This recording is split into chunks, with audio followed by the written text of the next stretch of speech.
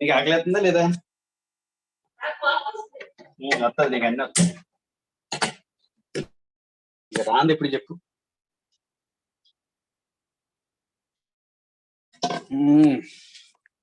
అబ్బా అబ్బా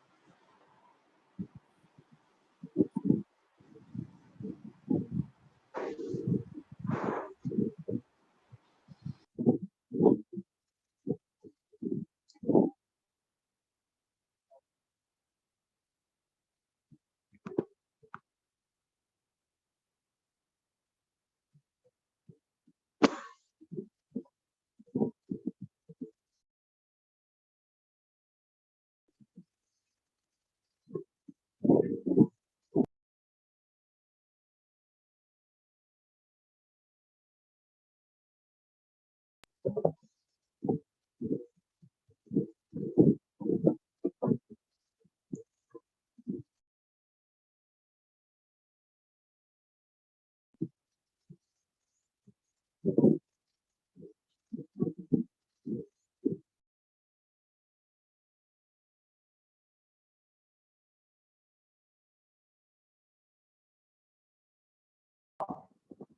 the block is oscillating, you can say that there is a change of time.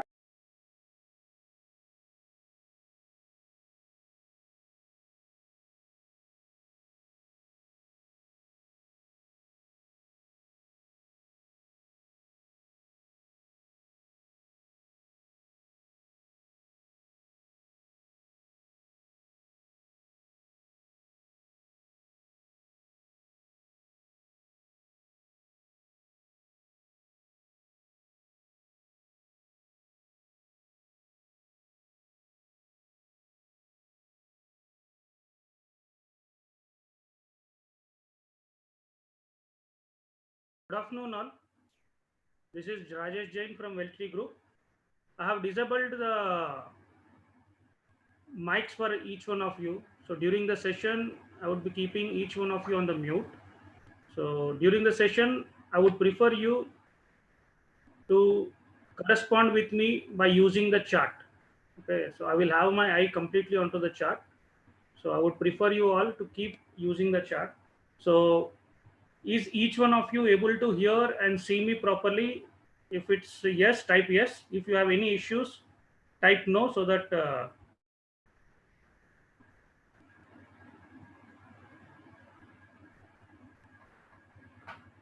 okay, thank you. So I don't think there's any concern. So let's start today's session. So first I would start with acknowledging each one of you. You're all lecturers, teachers in various colleges.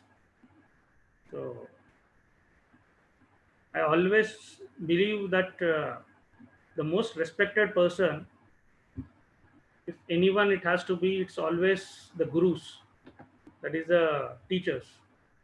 I firmly, personally, always believe in that what I have been taught in my childhood, that Guru Brahma, Guru Vishnu, Guru Devo Maheshwara, Guru Sakshat Parabrahma, Tatmai Sri Guruve Namaha. So I actually feel it's a privilege for me, and thank St. College for giving me this opportunity to interact with so many gurus. It's a very rare opportunity. So let's begin the session.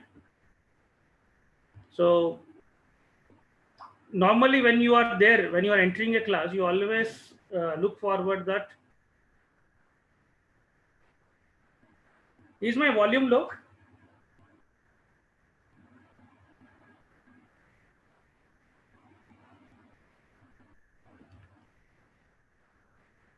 Is my volume proper or is my volume low?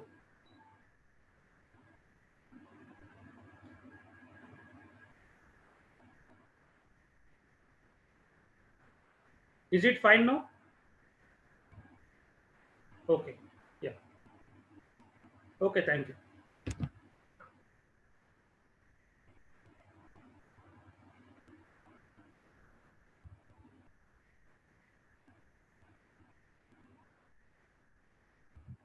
I hope it's fine now.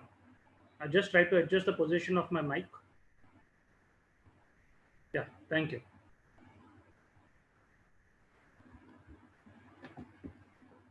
So when each one of you enter the class, what is the first thing that you expect from the students? That the students should be excited to learn that day. So similarly, I expect all the gurus who are there today. Uh, I expect you all to be excited. So, are you all excited for today's session? So type excited if you're excited, and type okay if it is like fine. I don't know what is going to happen.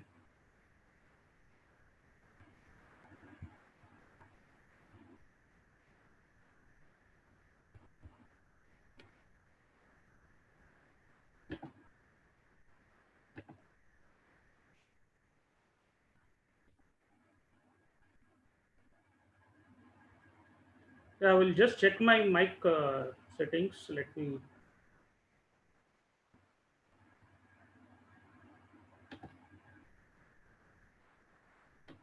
Yeah. So we are actually, as you all know, that we are conducting this program jointly in association with St. Anne's PG College. Okay. Though most of you, though most of you are aware of what St. Anne's College is, but let me take the privilege to introduce them to you all. So St. Anne's College is known for imparting quality education since 2003. This is specifically with regard to the Malapur branch, because they have got a branch of colleges across India. They are run by the Society of Sister of St. Anne's, and they have been imparting quality education to lakhs of students across India. St. Anne's PG College for Women, Malapur, is committed to empowering women professionally, and they provide a very competitive and collaborative learning environment. The MBA program, specifically with which we have been associated for the last couple of years, is in affiliation with Usmania University and has been running successfully for over 17 years.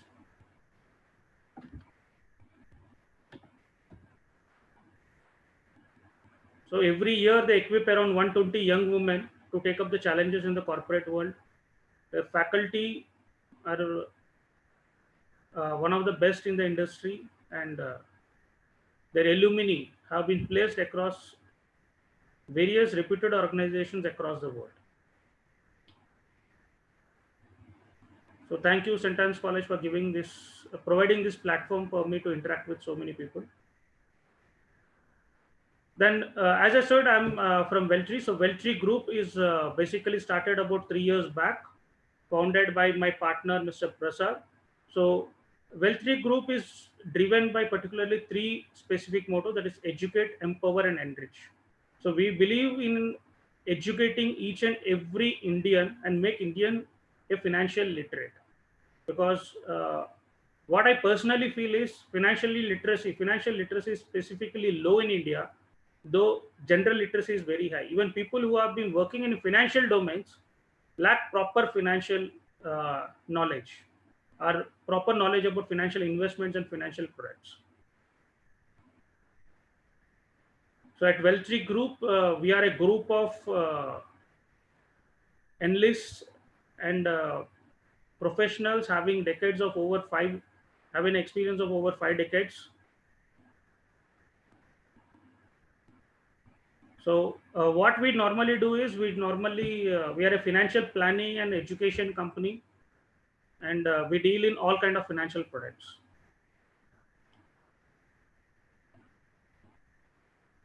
Though I have said it as no your trainer, but frankly speaking, I don't see myself as a trainer for the day.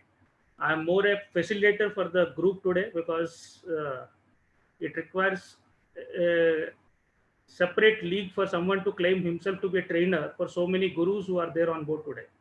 Okay, so I'm your facilitator for the day, and my academic and professional qualifications are like I did my BCom from Andhra University, then I did my graduation in law from Siddhartha Law College, Vijayawada. I'm a fellow company secretary.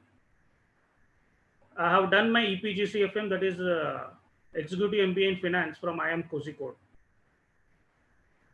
I started my career as an advocate in High Court of that time Andhra Pradesh, currently it is Telangana, in 2004.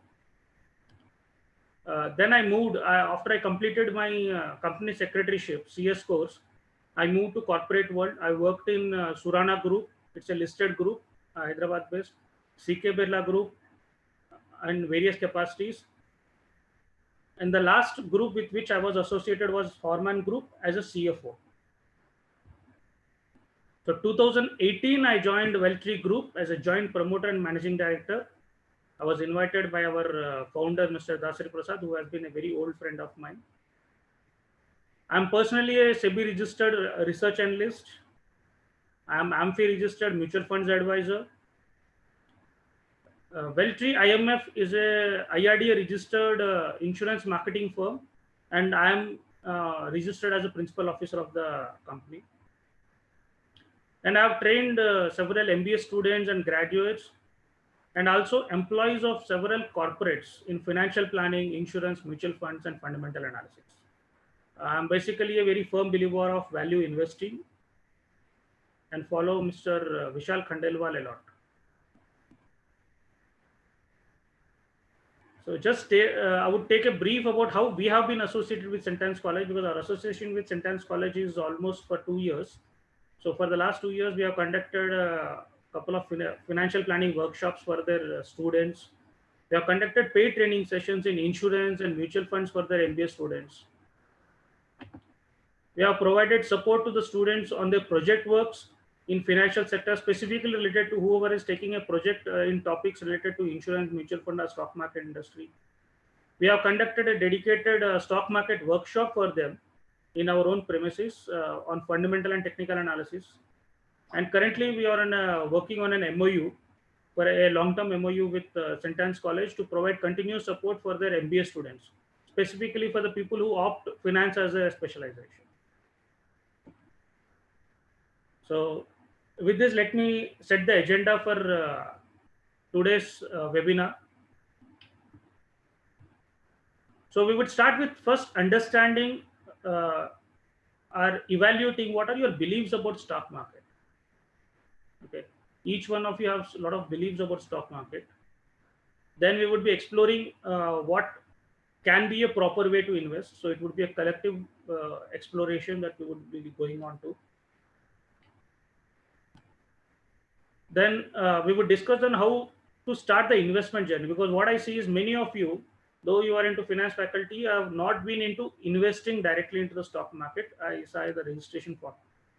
Few have been investing, a few have not been.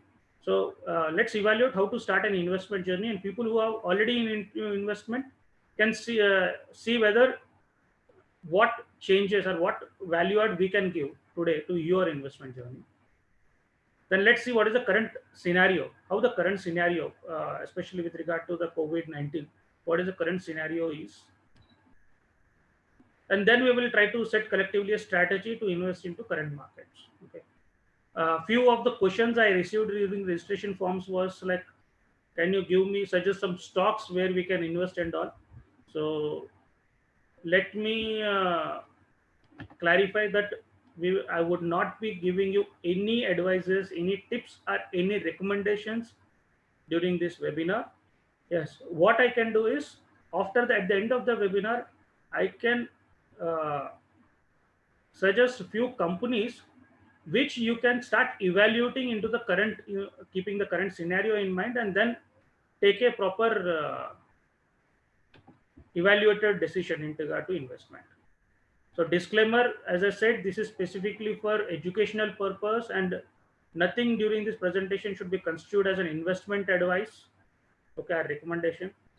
So any company or any specific listed company or any stock that I may refer during the session would be purely only to make you better understand that concept or the content, rather than trying to recommend that stock or advise you to invest into that stock. If you like any stocks, any stock investment should be initiated only after your proper personal analysis and in discussion with your financial advisor. Okay. So before we begin, let's see what is the difference between saving and investing. Okay.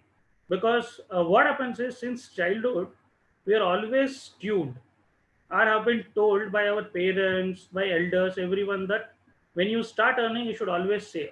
You should save money. You should save money.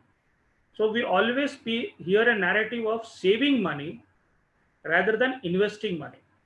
Now you may ask me, what is the difference between saving and investing? So as the word save itself denotes, saving means trying to protecting the money against inflation, because money erodes in terms of inflation. So saving is primarily trying to protect the money and maintain the value against inflation. So your savings accounts, or your fixed deposits, money market deposits, they all try to maintain the value of the money. They always give you a returns just about the inflation or slightly higher than the inflation. Investment is all about growing the money, creating wealth, growing the money, growing your hard-earned money. So investment basically always gives you a higher return provided you invest into a lot of financial instruments or financial assets like stocks, corporate bonds, real estate. Real estate also I would preferably say about commercial real estate. So most of you are aware of about that what are the various asset class and what kind of returns that you may expect. But basically, as you can see, it is always direct equities that has a potential of giving you the highest returns.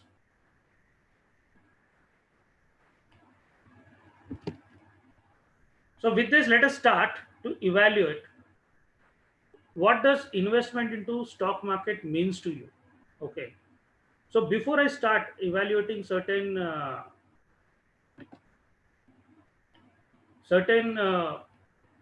beliefs, let me first launch a poll. Okay, I see few people don't invest into stock market directly. There are few who have been investing into the stock market directly. So I'm just launching. I have just launched a poll, which is specifically about I don't prefer to invest big into stock market directly because it's highly risky or it's highly volatile. I don't know how to invest or I've lost money into the stock market earlier. So whatever is the right answer you feel, just do it. We will take about a minute to end the poll.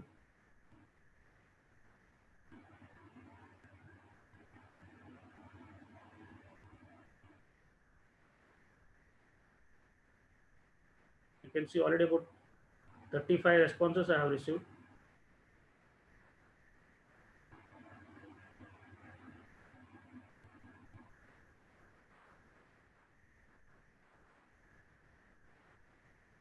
Pratik sir, I don't know how to invest is the option. You can actually directly click onto the poll so that we will have a collective. So I'm ending the poll in next 4-5 seconds. So whoever have not punched in your responses, please punch it. I've got about 50 responses and I'm ending the poll now.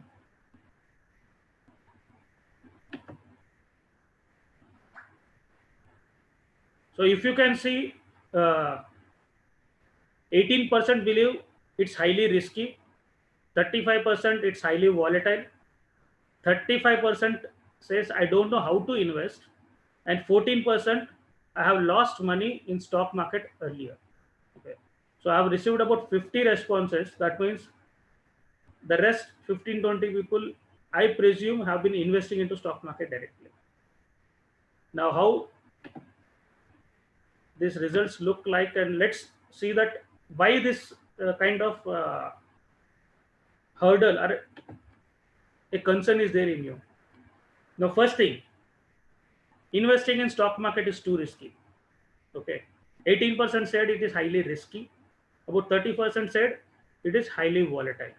Okay, now what is the difference between risk and what is volatile? So can you just quickly respond, what when I say risk, what is the first thing that comes to your mind in a 1 or 2 words?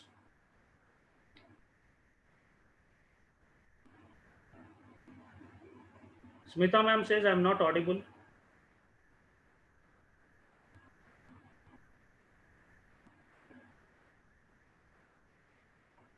Uncertainty, risk is the chance of loss, volatile is the amount of change.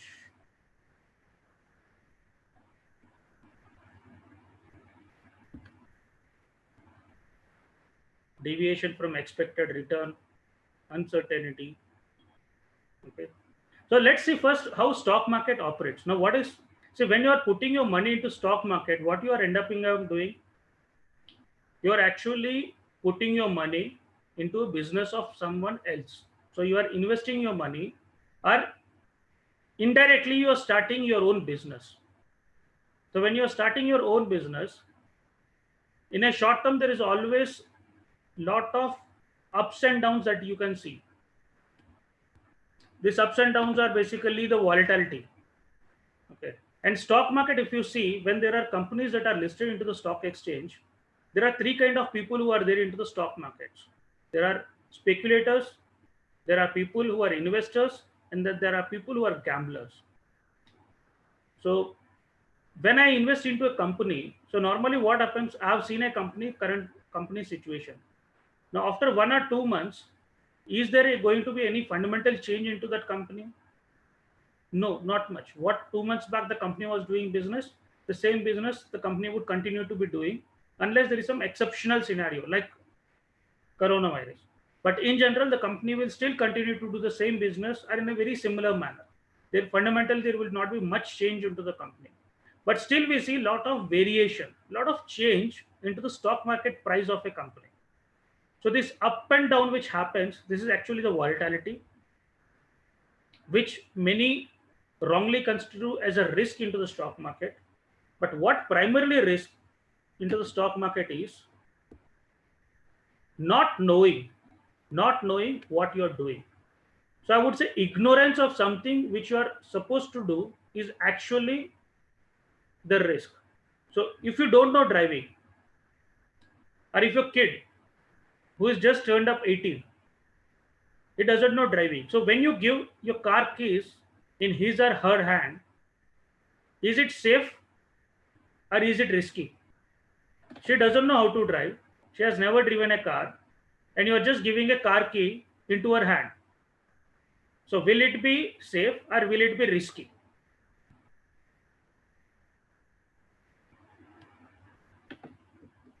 Now, same way, if I make my daughter join in a driving school, make her properly learn the driving school, she goes pass her driving test, gets her driving license, and after that, when I'm giving my car key, is the risk same?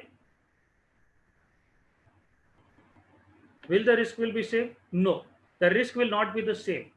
In fact, it would be very low risk. In fact, it would be very low risk. So risk comes from ignorance. Risk comes from not knowing what you are doing. So when you are investing into the stock market, and most of the people, what they do, they don't know anything about the stock market. They have never learned how to invest into the stock market, and they just take a plunge into the stock market. In fact, 90% of the people who put their money into the stock market don't know how to trade or how to invest into the stock market and end up losing money. And it is basically this 90% of the people who then come and say, stock market is very risky, stock market satta bazaar hai, stock market mein sirf people lose their money, people don't earn money in the stock market. This is what actually happens. So if you say risk, I've just taken a tabulation of BSE Sensex stocks. Okay, so BSE Sensex stock is an indicator of about 30 stocks. So I've taken the BSE Sensex stocks for the last 20 years, the kind of return, that is compounded annual growth return. So year on year, what kind of returns they have given. And if you see 2000, from 2000, that is for the last 20 years, from top to bottom, there is not even a single company which has given a negative return. Okay, so there is not even a single company which has given a negative return. And if you see even the other companies also, if you see the lowest return that any of the company has given for the last 20 years is about 8%, which is higher than the return that you get in your fixed deposits. So in a long term, stock market is not that risky. In fact, long term, stock market is the place which has given the highest possible return. Okay.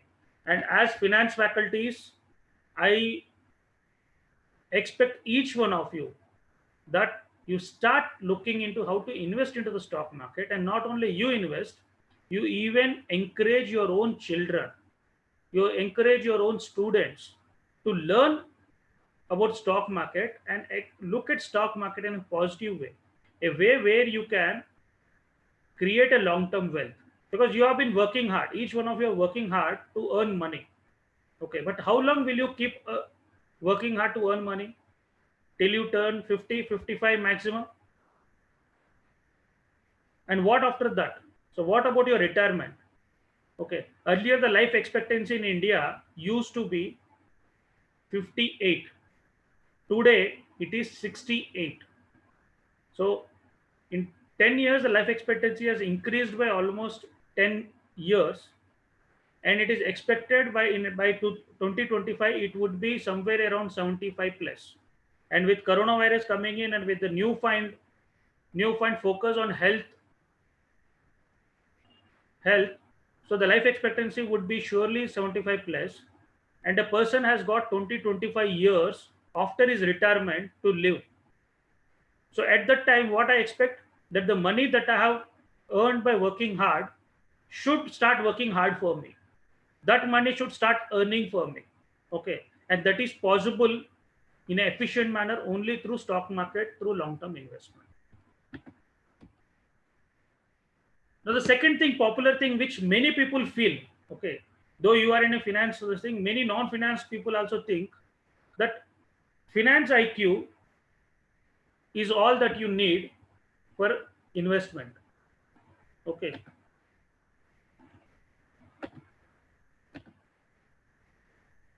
So I'm just launched a poll.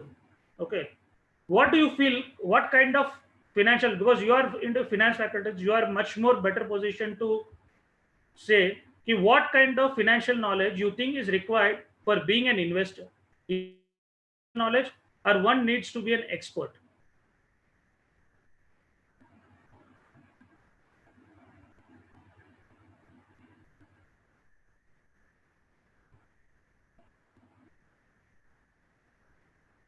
I'm seeing a lot of mixed responses.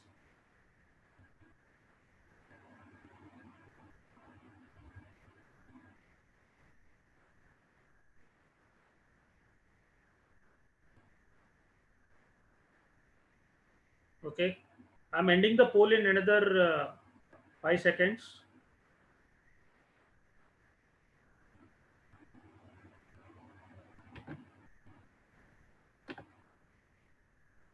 So you can see 60% has responded saying that a person requires basic financial knowledge, and 40% believe that a person requires expert financial knowledge. Now, investing into stock market, what you are actually doing, you are investing into someone else's business. That is, in an indirect way, you are starting a business. Okay. Now, if you look at the business people, the entrepreneurs, whether it is a small term, whether it's a trader, a small shop fellow beside your house, or the large corporates. Okay. How many of the promoters, how many of the people who own the business or started the business are financial experts? Very few. Okay. So that itself actually is a testimonial that for doing a business or managing a business, one need not be a financial expert. One always needs only the basic financial knowledge, the basic financial knowledge of how I can understand, how I can analyze financial statements of a company, or how I can analyze the basic key ratios of a company. And there is no rocket science in it. I'm from an analyst world, and I have seen many analysts who are from non-finance background. Today they have become highly reputed analysts just by trying to focus and learn. So it is a very basic financial knowledge that is required for being an investor. Okay. Now another popular thing is, yes, that only experts can make money from the stock market. Okay, experts like Rakesh Jhunjhunwala, experts like Warren Buffett, only they can make money from stock market. By the way, I hope each one of you know Warren Buffett. I'm very sure. I would be surprised if any one of you don't know Warren Buffett. But I would still like to say Warren Buffett got attracted to stock market at the age of 8. At the age of 8, he got attracted to stock market, and he started reading, started learning about stock market. And can anyone guess, or if anyone know, at what age he first purchased his shares? At what age he purchased his shares? Kindly punch into the chart.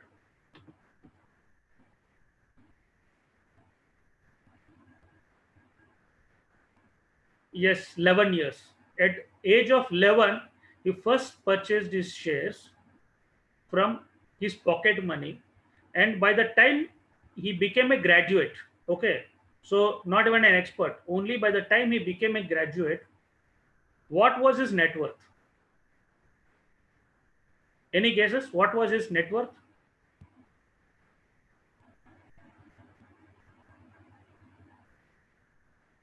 It was 1.1 lakh US dollars at that point of time. So today, if I put it, convert into an current Indian currency, it is almost a crore. So he was a crorepati already by the time he was a graduate. So if he could become a crorepati by the time he became a graduate, so many years back, almost like about 60 plus years back, when the stock market was not that popular, when learning about stock market was not that easy, then why can't we do when so many options for us are available? There is so much knowledge, opportunities are available, so much of data that is available online.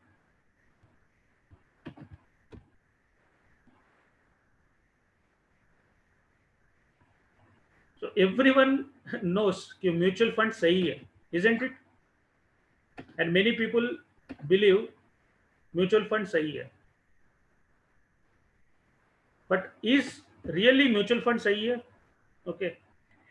Do you know that how mutual funds are actually managed? Now, when there is a fund manager, okay, a fund manager who is managing the funds, who has been given the responsibility of the funds, from where does he get his incentives? Does he get his incentives on his performance, the kind of returns that he gives on the funds, or the total amount of money that he is managing? I want the responses from you. Does he get from the performance, type performance, or if it is the amount of funds that is managing, type funds? So whether a mutual fund manager get this remuneration from the amount of funds that he managed or from the performance. Okay. So most of you are responding funds, few saying performance, maybe both. Frankly, it is funds. It is the amount of funds that he is managing and not the performance. So when it is the funds that he is managing, that will determine what is the remuneration that he would be getting. So it is no man's guess that what would be the focus of a fund manager. Is it to give a long-term very good performance, or is it to maintain his performance in the short term so that he can attract more funds into his mutual fund scheme?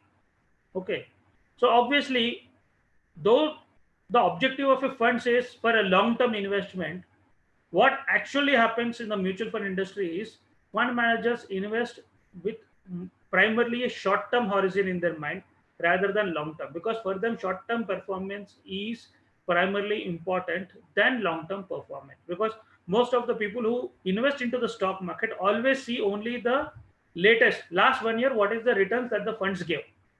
By just seeing that the last 1 year return, they invest into the mutual funds, and through that only they get the funds. So it is only through direct investment where you can actually create a portfolio which can focus on giving higher returns rather than being at a mercy of the mutual funds. So I still leave you up to your own judgment and choice where you want to invest. But yes, the most preferred or the better way of investing would be direct into the stock. Okay. Now, when we say about direct investing into the stock market, people, the first thing that comes to mind is from morning 9 to evening 3:30, I have to get hooked to the share market because I have to keep monitoring what is happening into the stock market, and I need to beat the returns that are there into the stock market. So how many of you believe that one needs to actively monitor the stock market if he's investing, or how many of you believe that passive way of monitoring is more than enough? So type active if you feel active involvement is required. Type passive if you feel passive involvement is enough. So, Kalyani ma'am says active. Okay. Pallavi ma'am says passive. Most of the same active. Okay. Passive both. Now, let me tell you, as an investor, okay, what is happening on a daily basis in the stock market doesn't impact your long-term investment. Your long-term investment is not impacted by the daily moves into the stock market. What, like, I'm an investor. I spend just about 15 to 20 minutes in a day just to see what had been the movement in various companies which I am watching into the stock market. Is there any news about those companies? That's it. Not more than that. I never get hooked. I never watch the stock market during the day. At the end of the day only, I just look at. Okay. So you need not follow the stock market. What you only need to do is once in a quarter review, because once you have invested into the company, the only next available data from that company would come is the quarterly results. Okay. Second would be any specific announcement that the company makes. So it would be only one or two instances in a quarter, not more than that. So only these instances will have a fundamental impact on that company and not what is happening into the stock market on everyday basis.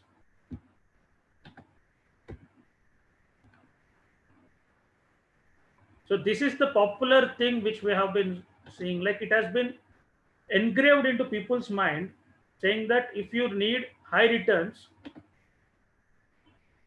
you need to take high risk. Okay. So I've just launched a poll. Do you think that for getting high returns, you need to take high risk, or you can achieve by proper discipline and systematic approach? So do I need to take very high risk, or can I do by proper discipline and systematic approach?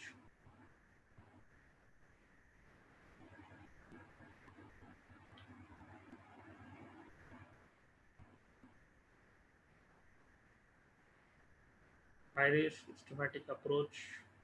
Okay. Another 10 seconds, I will be closing the poll.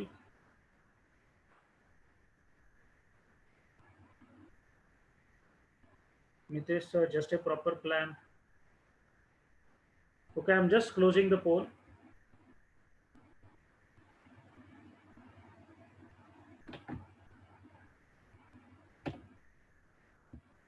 And here are the results. 82% of you believe that by proper discipline and systematic approach, one can achieve high returns. And I would really acknowledge you that this is the first batch where I've got such a high votes in the favor of no, because most of the batches it is always yes. Okay. And as you rightly said, by proper systematic approach, one can eat high result. Now, first basic funda of investment is the rule number one, that my principal should be safe. I should never lose my money. If I have invested 100 rupees, it should not become 99. That is the rule number one. Okay. And what is the rule number two? Never forget rule number one, that you are not supposed to lose your money. Okay. So risk, as I told you, is investing into companies which either you don't properly understand, or you know that this company doesn't have a very good future, but you still invest in it. But if I'm investing into fundamentally strong companies, companies which have got a very good future, companies which have got a very strong balance sheet, okay. So is my risk high or low? If I'm investing after properly fundamentally evaluating a company and investing in only fundamentally very strong companies, no matter whether it's a big company or a small company, if I'm investing only in fundamentally strong companies, will my risk would be high or low? Type high if you feel it is high, type low if it is low.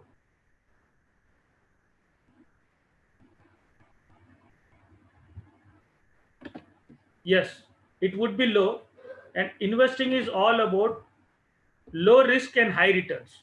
Okay, so it is not about high risk, high returns. Investment is all about low risk, high return. So how can I get higher returns? By taking lower risk. And last thing, which normally people always do, and most of the people, is invest based on someone whom they trust. We always try to take the shortcut, the easier way. If I know someone who is actively involved into the share market, someone who is there into the financial markets, I would always prefer just go ask him, which company I should invest. He will tell me. He will tell me what I should do, and he will say, "Boss, trust me. I have calculated all the numbers. I'm telling you, guarantee. You invest, paisa double हो जाएगा." Okay. This is the major blunder which people do. If you see Yes Bank, before Yes Bank collapsed, there were so many research reports into the market recommending Yes Bank, that Yes Bank is going to flourish. Yes Bank is the next major bank. It's 700 target, 750 target. Okay, so never believe. Always do your own. बोलते ना दिखावे पे मत जाओ, अपनी अकल लगाओ. Now let's see how to invest and how not to invest into the stock market. Okay. So it's primarily my own realization which I'm sharing. I'm not sharing it from any theses or anything. It's primarily my own realization, my personal realization. Okay. So how one should not invest into the stock market based on news or media reports, that just a news came that the company has been acquired, or like Facebook has invested so much amount into Geo. Okay, this kind of news or media reports, one should never invest. Okay, these are only a trigger points. So once you see some news, this can be a trigger point for you to shortlist that company and analyze that company. But that should not be a trigger point for you to invest directly into that company just on the basis of the news and feeling that, okay, I think because this has happened, this company will flourish. Okay, based on market tips, no market tips, nothing, because there are so many people giving market tips, suggestions. Okay, that is their business, but investing is all about an art. It's an art where you try to see how you can evaluate a company, how you can understand a company, and then invest. Okay, based on research reports. Yes, research reports are very good documents from where you can get some insight into the working of the company, what is the perception of the market, but that should not become the sole basis of your investment. There is nothing wrong in taking these inputs, but this should not become the sole basis for your investment. And based on any friend saying कि यार invest 2 महीने में guaranteed double होता, okay, I don't know whether double होता कि नहीं होता, लेकिन पैसा full guarantee हो जाता. Always remember that the resources to invest are limited. No one is having Kuber ka khajana. I hope you are aware of what is Kuber ka khajana. Kuber ka khajana is a never-ending wealth. Okay, none of us have.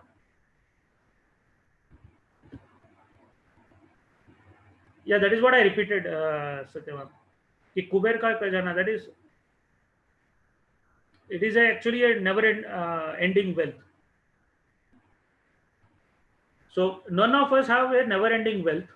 Okay, we don't have unlimited resources. Our resources are very limited, and they are all hard-earned. But the options where I can invest into the stock market are several. So one should never hurry in investing into the stock market as if he is going to miss a bus, because we are not going to miss any bus.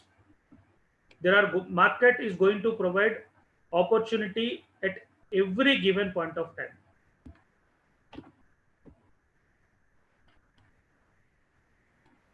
So how should I start? Now, when I starting how to invest into the stock market, first thing is everyone should identify this circle of competence. Now, what is a circle of competence? Now, when it comes to your own thing, okay, so you are an expert into finance. Now, if I suddenly come and ask you, Satya ma'am or Nafisa ma'am or Deepa ma'am or Satyanarayana sir, can you come and teach Hindi, or can you come and teach English? Can you do it? You will not be able to do it, because that is beyond your circle of competence. Okay, so circle of competence, when it comes to investment also, it is the first center circle, that is, I really understand this business and industry. So always invest in those companies, those businesses which we really understand, okay? And then if you don't understand, try to expand yourself by learning. Like if you have to teach a new subject, what you go and do you directly go and teach? No, you first invest in learning that subject, and then you add on to that. Okay, in a similar way, investing also, you start with investing in businesses that you easily understand, and then start on moving, building your circle of competence, and never go out of your circle of competence. This is a prominent thing what Warren Buffett says, that everybody has got a different circle of competence. The important thing is not how big the circle is. The important thing is staying inside the circle. Okay. So it is not about knowing how to make money. It is primarily about knowing how not to lose my money. So your how not to lose my money is staying within my circle of competence, not investing into the companies which I don't understand. So how can I develop my circle of competence, and how can I start my investment journey? Basically, okay. So identify your circle of competence. So start looking into what are those companies, which businesses at least you are aware of, like companies where maybe your parents have been working, companies where your spouse is working, okay, your kids are working. These are the companies where you have at least access to the basic knowledge how the company functions. Okay. Then prepare a stock watch list. So always prepare a stock watch list. So, and the stock watch list I normally suggest should not be more than 20. So always have a 20 stocks in your watch list. And if you find across some new stock, like you have come across a research report, you have read some news, add it to your stock watch list. Create a stock watch list. First thing is read that company's annual report. Now, how many of you have read company's annual report? Type read if you have read a company's annual report. Type never if you have never read a company's annual report.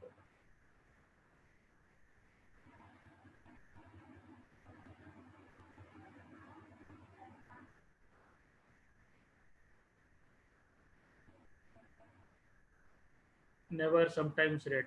Okay.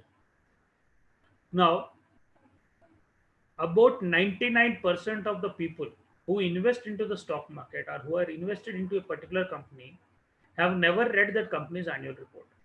Only 1% of the people or 1% of the investors read a company's annual report. And that is the apathy. Though the whole annual report is compiled, prepared, drafted, and circulated for the purpose of the investors, the shareholders. Okay, how they can invest, so if you read a company's annual report, you would get knowledge which is more than other 99% of the people who have invested into that company. So always start with reading a company's annual report. Try to understand the business model. The annual report content itself is so vast, and so much information is available. If you pick up a company's 3 years annual reports and read it, you will understand the basic business model of the company, how the company had been performing, and what can be the future of that company. Finally, shortlist the companies and try to do the basic fundamental analysis, at least the basic fundamental. I'm not asking you to become a research analyst and do a detailed fundamental analysis like analysts do, but at least do a basic fundamental analysis. Okay. Now, how you can expand your circle of competence and how can you create a watch list is, first thing is by your general observations. If you look at in your home, in your hall, there are so many companies that are associated with you in your home or with you personally. Like if you're a car owner, you are aware of which car is more into the market, which car is running more into the market, whether it is Maruti, whether it is Tata. Okay, if you're a two-wheeler owner, you know what is the preference or how the company's image is, whether it is a Hero scooter or whether it is a Bajaj bike, what is the preference of the people. Okay, fans, which fan generally, because what happens is when you buy a product, you always go and ask at least 10 to 15 people, take their feedback and opinion, and then you shortlist. Now this feedback and opinion is actually what finally translates into the future prospect of a particular company. Because if more people are preferring a company, that means obviously the company is preferred, and that sales of that company are going to be much more higher. If you go into your kitchen, you see how many companies are there in your kitchen. Jyoti Laboratories, Hindustan Unilever, Gourmet Consumer, your Hawkins, TTK Prestige. Okay. Now, ladies know which cooker is better, whether it is Hawkins cooker or which is Prestige cooker. Okay. So obviously, you know which company would have got a better branding or brand image. Okay. Which company has got a preference. Now, whether it is La Opala cutlery, which kind of cutlery, Tata Global Beverage, you see what kind of oil.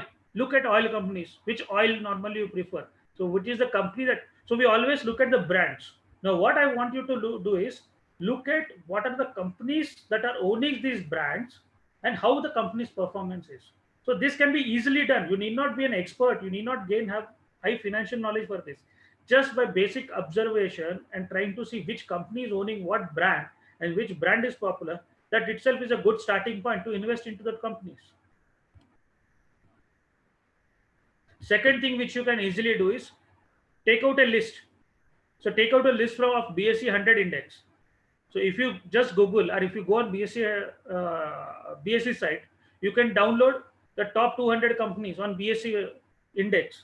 Okay, look at the companies and see which companies you can easily understand. Okay, so first what you do is eliminate that I don't know anything about this company. I don't know anything about this industry. Remove the companies from that industry. Then whatever companies that you have shortlisted, again, as I told you, the first starting point is pick up the company's latest annual report and read them. After reading that annual report, if you feel that it is not fitting in your circle of competence, remove them. Only then create a final shortlist of those companies which you feel are simple businesses. I can understand it with some more deeper analysis. Then you go for the deeper analysis. Now the third way is you can use screens. There are a lot of stock screener. Now one of the popular website or the popular screens that I personally use is screener.in. Now let me take you through the screener.in points.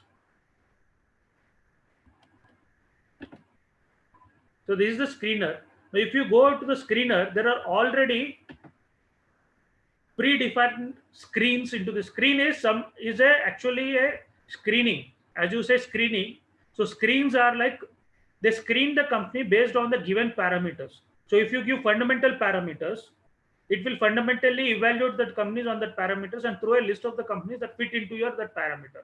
Okay, so there are certain parameters, and if you want to how these parameters are, you can easily go and understand into the screen, and you can then pick up any of these companies. Okay, like Peter Lynch. Peter Lynch stock screener is one of the very popular. You know, most of you know Peter Lynch. So these are the screens which is based on Peter Lynch model of investing. Now, if you see, these are the companies which fit into that screener. So you can pick up these companies, take a short list, and then what you can do, you can just click onto this company. You will get the entire details which you require for this company from just this screener. Okay, if you see the market cap, what is the current market price? Okay, what is the 52-week high and low of this company? What is the stock PE? What is the PE levels? Okay, and not only this, you can add up any ratios that you want to. So like I'm just adding up industry PE.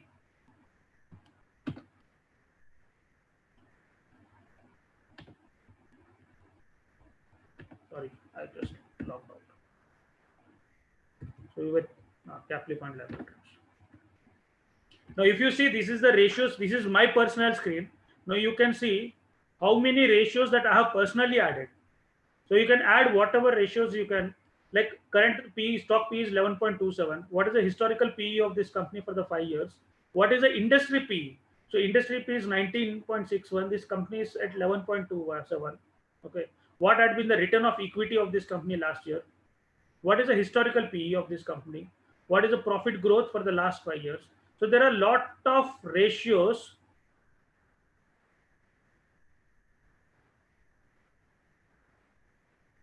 Okay, you're not able to see the screen. Just a minute.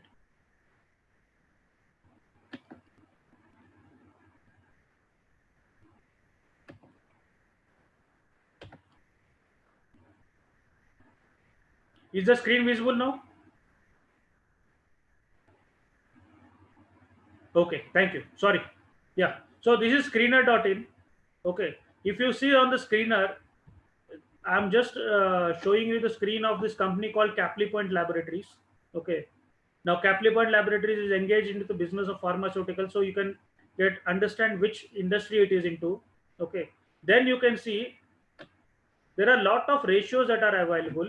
Few ratios are there by default. The top 9 ratios are there by default. Then there are a lot of ratios that I have added, which you can also just add by typing and adding it. Profit growth. Okay, so you can keep just adding whatever ratios you want.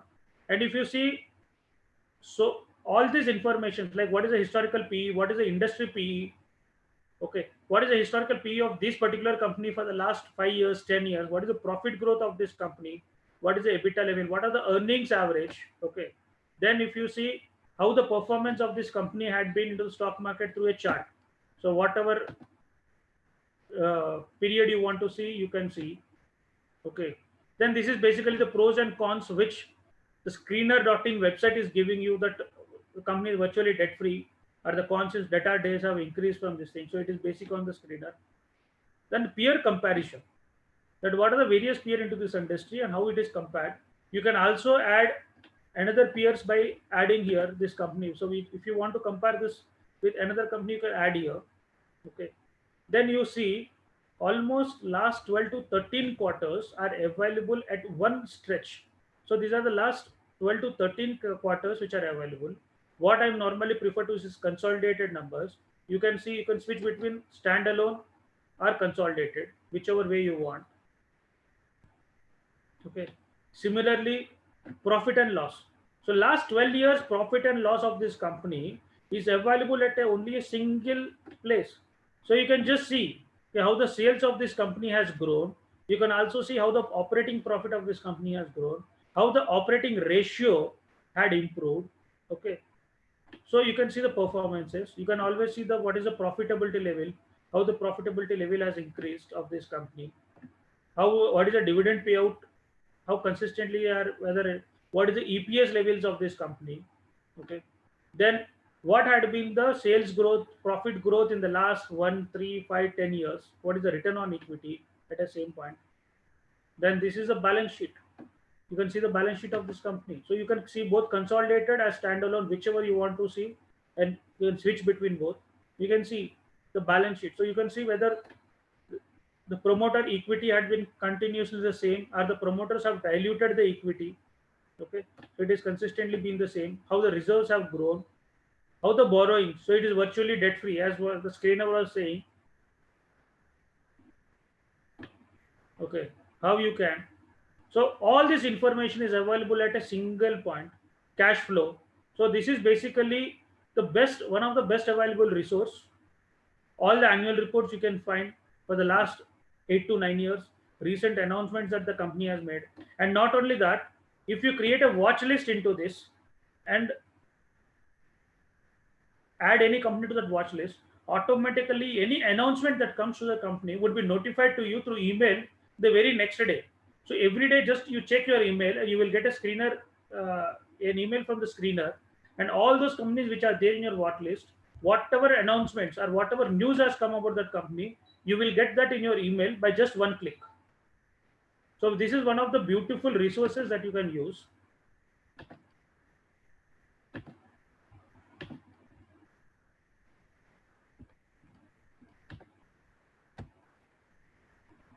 Now, what are the stocks that you should basically avoid? Okay, as a first and foremost, as I told you that knowing how to make profit is secondary. Knowing how not to lose my money is what primary for investment. So you should know which are the stocks that you should basically avoid. Okay. So businesses that I don't understand. So if you don't understand a business, never invest into it. So invest only if you can afford to make some efforts to understand those business. Okay. And if you're investing it, then you are speculating. So it is up to you if you want to speculate or you want to invest.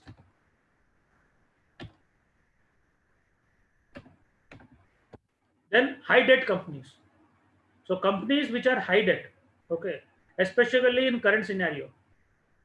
So companies which are high debt companies, it is always better to avoid those companies, because any change in circumstances or any change in fundamentals can lead to the collapse of that company. Suzlon is a classic example. It was one part of Nifty company, and today the stock price is just somewhere around 2. It is a penny stock actually today. And the whole reason why the company collapsed is suddenly there was a recession, before which the company went into high expansions, took huge debt, and post recession suddenly the sales dropped drastically, and the company could not service its debt. High litigation companies, so companies which are prone to litigation. Now you can get people who have seen the annual reports always know that you can in the audit report, the auditors have to mention the list of all the litigations and what is the possible contingent liability if the litigation goes against those companies. So you have to see if the company is adding a lot of litigations, it is regularly in litigation with tax department or debtors and all, it is a potential disaster. High growth but low profitability. So companies which are showing very high growth but very low profitability, okay, that should be avoided. Now, one thing that there is a catch in it.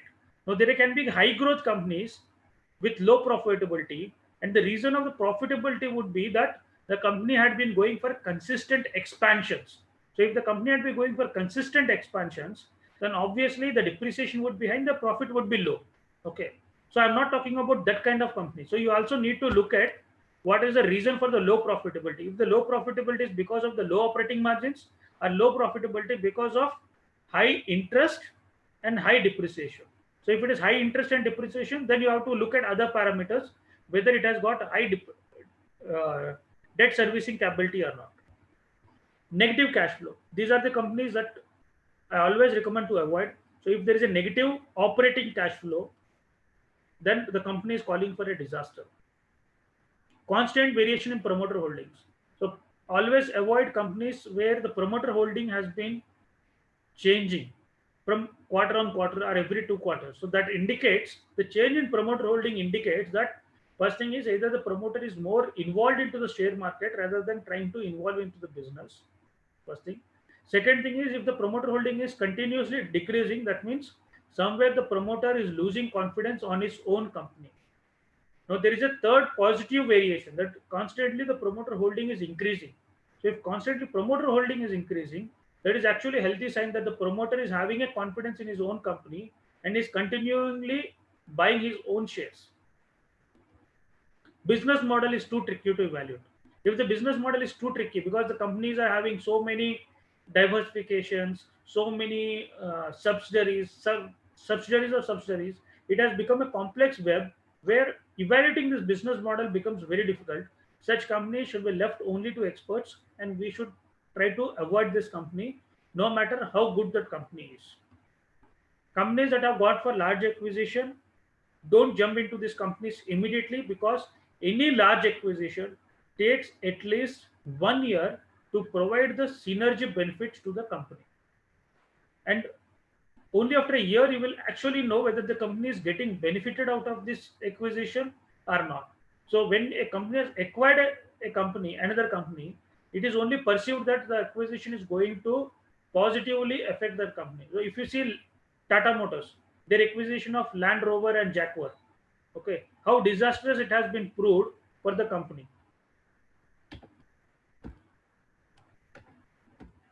Now, corporate governance issues.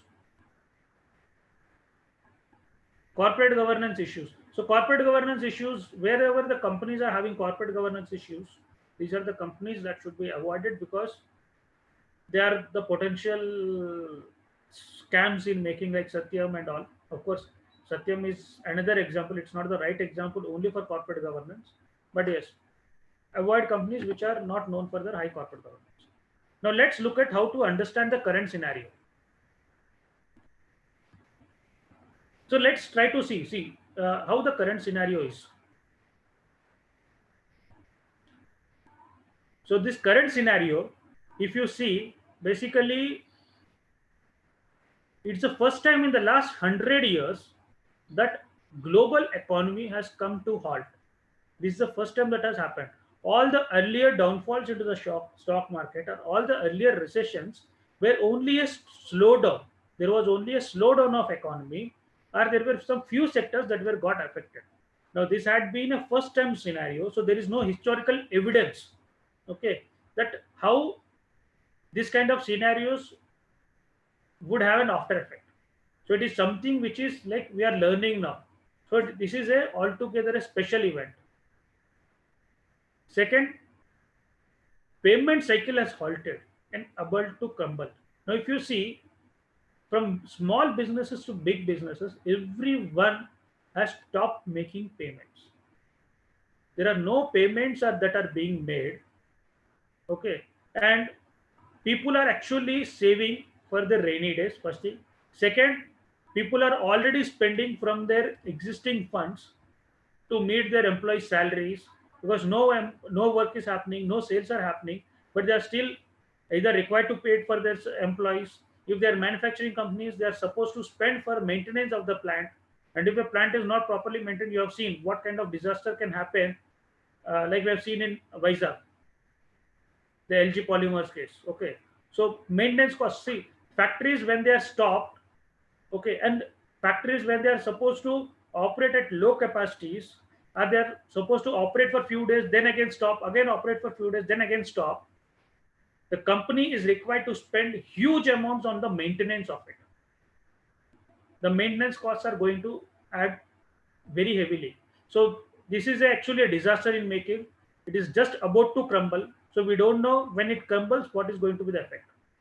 Now, major uncertainty is we don't know. No one knows how long the situation is going to continue. People says that the virus is the vaccine is going to come in December. There are few says it will take about 18 months. Okay.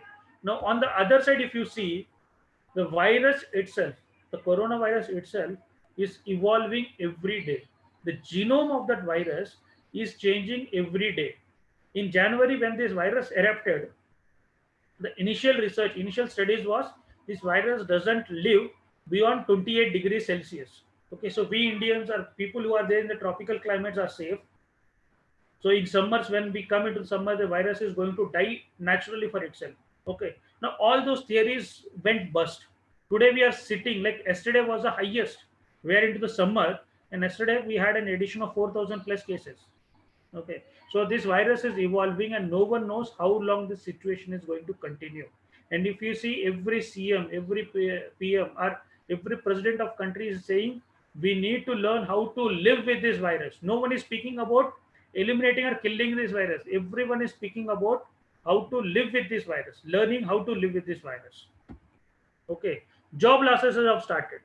Already about 14 crore jobs have been lost, and don't know how many jobs are going to lose in future because no company can sit and keep paying its employees ideally if it is not making money. Pay cuts are on the cards. Already many companies have given pay cuts. They have announced, you have been hearing into the news that there are a lot of pay cuts that are coming, that you have to same work, same working hours, but you will be paid only like 25% of your salary or 50% of your salary. If you want to continue, or you can leave. People are avoiding not so urgent or unnecessary expenditure are being deferred. Even companies are planning to defer their capital expansions, their capital expenditures.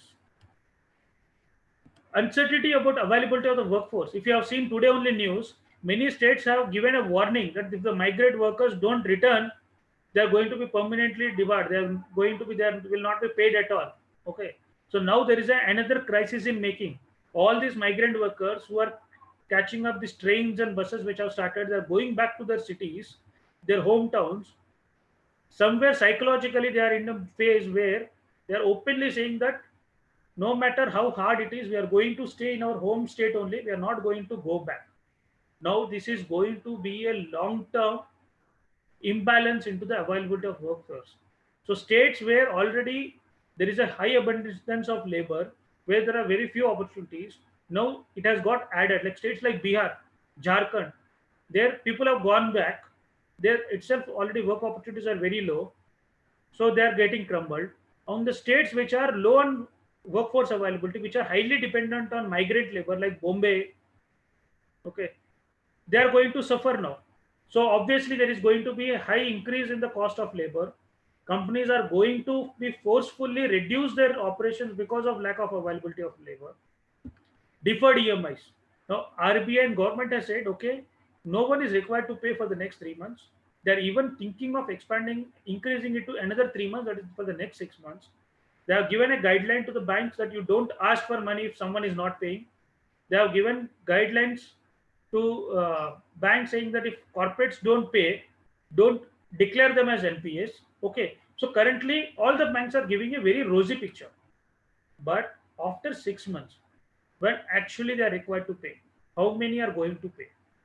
If a person has already lost his job, he has not paid his EMIs for the last 4 or 5 months, and is not sure about current availability of a new job, how is he going to pay his EMI? Corporate, which has completely run out of the money, is completely, payments are stuck in the form of its debtors. No debtor is paying back his money. How is he going to pay his EMI? Okay, so all these things are going to impact, are going to be known only in the next 2 quarters. No one has an immediate answer. If any expert comes online and say this is what the right answer is, he's only fooling or he's only trying to guess.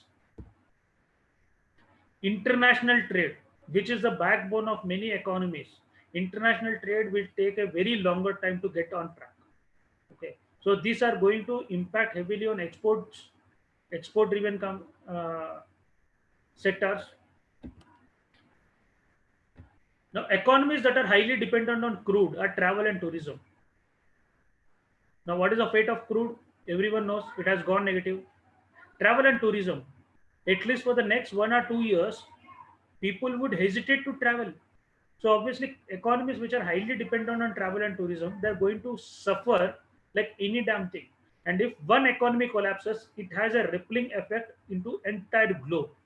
It is not that that economy is collapsing; it has got a rippling effect. Now, a lot of Arabian countries are crude dependent, are tourism dependent. Now, what is going to happen to these Arabian countries? What is going to happen to a lot of workforce, Indian workforce who are working in these countries? Already there are news that many companies have started firing non-local workers in US, in Europe, in Arabia.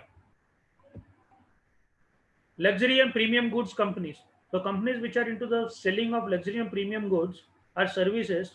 Now it's up to your guess. Will anyone go and buy luxury goods or services in these uncertain times for at least next foreseeable future? Okay. Now what's going to change for long term? Social distancing norms are going to stay for long term. Okay. So this, please hug me, let's handshakes, everything are going to change. Social distancing norms are going to change for long term. And everyone knows that social distancing norms, directly or indirectly, are going to affect efficiency at every level. At every level, efficiency is going to get decreased, it is going to get affected, and costs to meet the social distancing norms for both corporates, for businesses, and even for person level, the costs are going to increase. Spending habits are going to go for a permanent change. People are not going to forget the experience of this coronavirus and the spending habits, especially the younger generation, which was very spendthrift, which used to swipe the credit cards whenever they wanted. Okay, they are going to change for better. They will hesitate spending. So spending habits are going to change, and all these factors are going to impact the performances of companies and performance of the economy. Less preference to public transport. Obviously, when you are scared that the virus is everywhere and you don't know how you can get impacted, my personal preference would be I will love traveling in my car, or I will love traveling in my own bike rather than going in public transport and risking my life. So, what is the good thing out of it? People who are not having their own vehicles, people who are not having a two-wheeler, will go and buy a two-wheeler. Not immediately, but as soon as he can afford to. People who are not having a car will go and try to buy a car as soon as he can afford to. Extra focus will be there on healthcare. Every government, it's not about personal focus. Even governments, every country's government has realized that no matter how much they have boasted about their healthcare and health infrastructure, coronavirus has exposed the weakest parts of their health infrastructure and how it can crumble in no time. So there is going to be too much focus and spending from the government side on healthcare. So immediate benefit would be the healthcare companies, people who are directly or indirectly associated into the healthcare. Hesitation to take long-term commitments. So people who were planning to buy a house by taking a loan, go for an EMI, will hesitate now. A person who wanted to buy a long-term investment policy or any investment option, he will hesitate as of now. So there will be hesitation to take long-term financial commitments. People will avoid making long-term financial commitments. Realization on the need to save for rainy days. So people will start saving for rainy days. So you will see people investing more, saving more, rather than spending more. Preference would be given to digital mode of communication and transactions. So there will be lot of focus on how to have digital meetings. How can I transact digitally? Like instead of me going out and buying a thing, how can I just order it online and get it? Okay. No matter whether it is expensive or cheap. Okay. The preference would be more to a digital mode rather than physical transactions. Economies, countries across the globe will feel the need for localization of essential commodities. Okay, because they know if something of this sort happens, like any third world war comes, because of the global economy, globalization, many companies have become dependent on other countries like India, China for their essential commodities. And they have realized they cannot be completely dependent.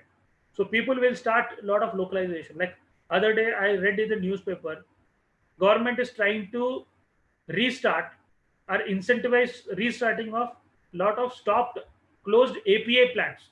API is actually a raw material for pharmaceutical, and 80% of the API that comes for the pharmaceutical drugs in India comes from China. Now the government is planning to start all those old plants which were manufacturing APIs, so that the dependency on China is going to get reduced, because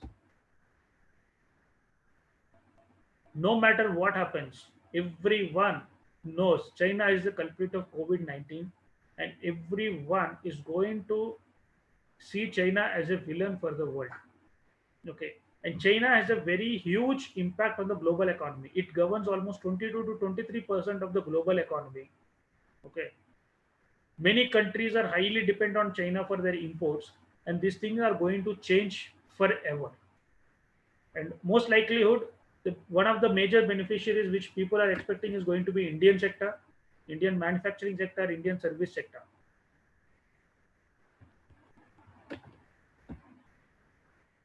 Now, what can be the strategy for investment?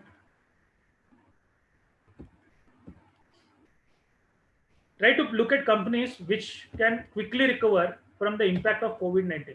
So see, like IT companies are there. Okay. In IT companies which are not highly dependent on one specific country or specific economy. A IT company which is not only dependent either on US market or European market, which has much more global spread, okay, it can recover fast. But any company which is specifically dependent on one specific customer or one specific market, it will take much more longer time to recover. Strong balance sheet. So today it's not about P&L strength. Today the test is about strong balance sheet, and which we have been always speaking that balance sheet strength is the ultimate strength. But if you see in the last 5 years, 10 years, most of the investments have always been coming based on the P&L strength rather than balance sheet strength. So people have been leveraging their balance sheets left, right, and center. Okay, just to make their P&L look very rosy. But now the preference is going to change, and it is going to shift for good for strong balance sheets. Efficient working capital cycle. So companies which have got a very efficient working capital cycle, which have got a positive cash flows, are going to get benefited and will recover fast. Okay. Then the next thing is predictability of future earnings. Like FMCG companies are there. It is much more predictable. Okay, that the few earnings may impact by 10 or 20%, but still there is a 80% predictability of that earnings are going to continue. Okay, but if I go with an automobile company, is there predictability of the future earnings? No, I don't know that how long again, whether the lockdown again would happen. If lockdown again happens, okay, and how many people are going to buy? As of now, like people are opening car showrooms, but is there anyone going and buying the cars? Predictability about the future growth, the long term growth, because at the end of the day, what you're buying is always the future of the company. It is the future growth of the company that you're buying, not the current performance of the company. Good operating margins, because company which has got high operating margins had got a buffer to take the hit of high escalating costs. But company which have already been operating at a low operating margins with a slight escalation in the cost are going to get into deep red. They are going to get into deep losses. And last but not the least, companies which have got high capacity to suffer. When I say high capacity to suffer, high capacity to sustain itself even without having any operations. Companies which have got a good positive cash flows, companies which are sitting on cash. For the next 4 or 5 months, even though they don't operate, they have the capacity to sustain. They can stay into the market. Okay, their survival will not be at stake. But companies which are already into negative cash flows, which had been into hand to mouth, like they have been dependent on their overdraft facilities, they have been dependent on the banks for the rotation of this thing, they are now struggling to even to pay salaries.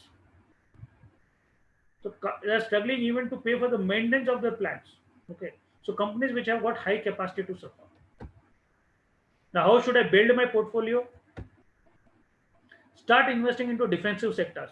Defensive sectors like pharma, defensive sectors like FMCG, which are like no matter what happens, these are going to stay. Like people need to buy this, whether they have money or not. They may buy more or less. The quantum may differ, but whether they will buy or not will not differ. Prefer large and mid cap stocks rather than going for small cap stocks. Okay, no matter how attractive the valuations is. So if you are going for a small cap stocks, please go only after a very detailed analysis and after being confident about its inherent balance sheet strength.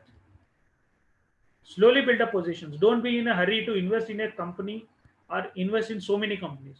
So slowly build up a position. Like if you want to invest about a lakh, start investing by with 10 to 20,000 every month. Don't invest entire lakh at one go, as if market is going to again rush up and you're going to lose this opportunity. Whether the market goes up or down, don't matter. Stay disciplined and slowly build up positions by investing about 10 to 20,000 every month or 10 to 20% every month. Okay, first thing.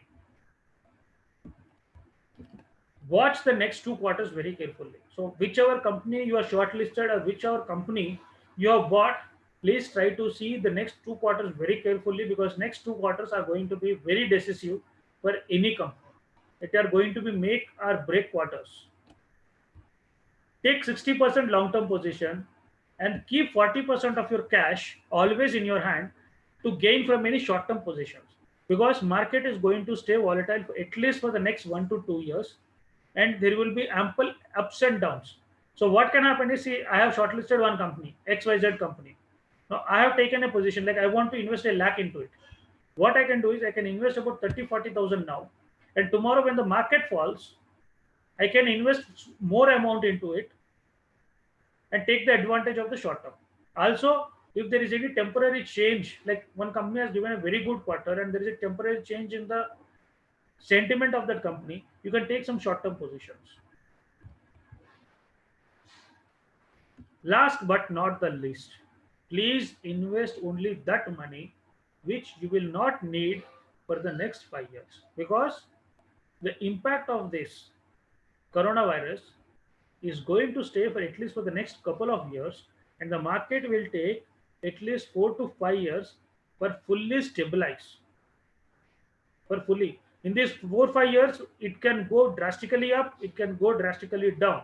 All things are possible. This is going to stay highly volatile for the next 5 years. So if you can afford to stay invested for 5 years. Only then you put your money. Don't put your money by someone saying, "Ki boss, no, market has fallen. In another 1 year, it will increase. So invest now. After a year, you can come out." Yes, you may get an opportunity after a year, but don't invest in anticipation that you will get an opportunity after a year. Don't invest more than 10% of your portfolio in any single stock.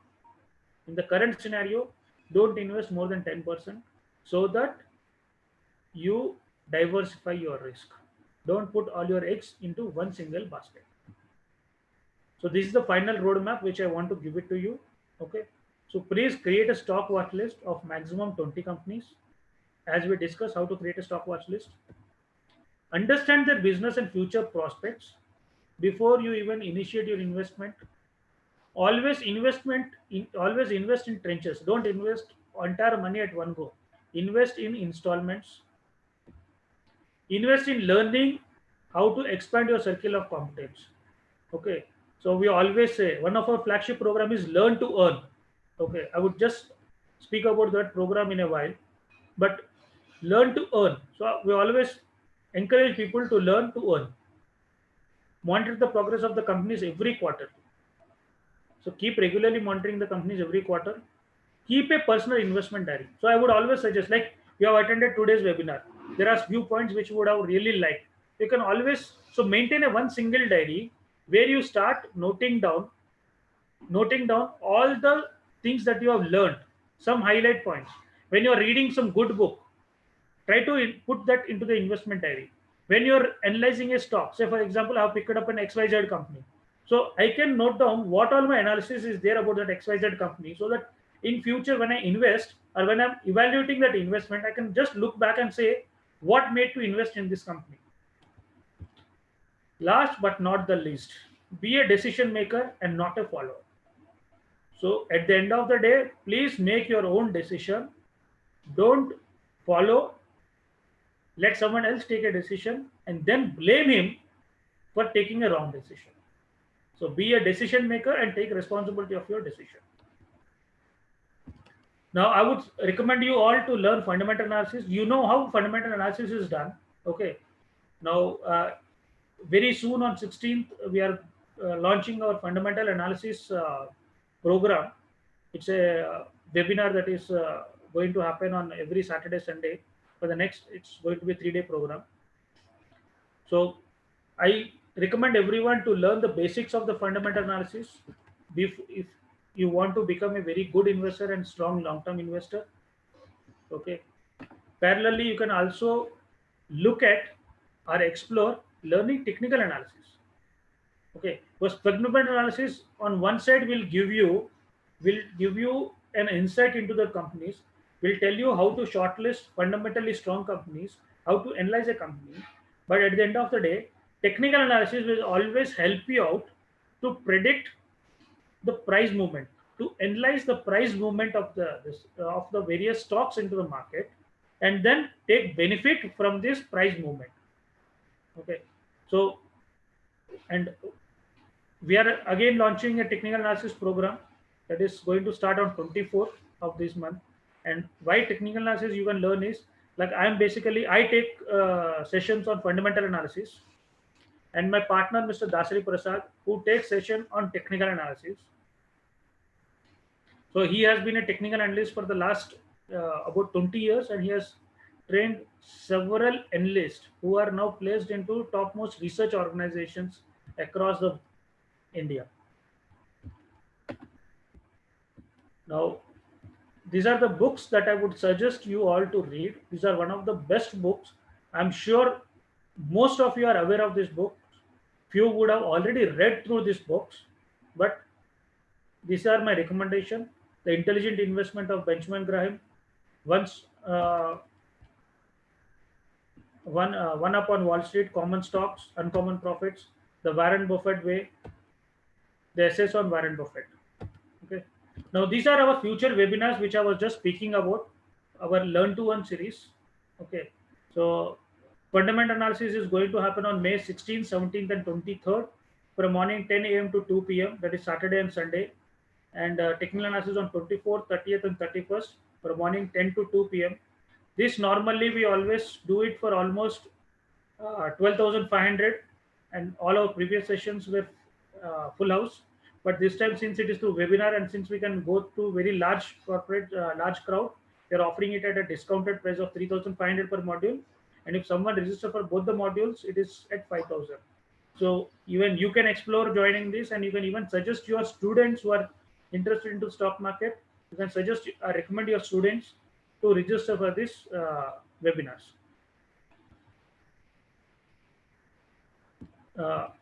Now, I would, before we take up the question and answer session, I would just invite my partner, Mr. Dasari Prasad,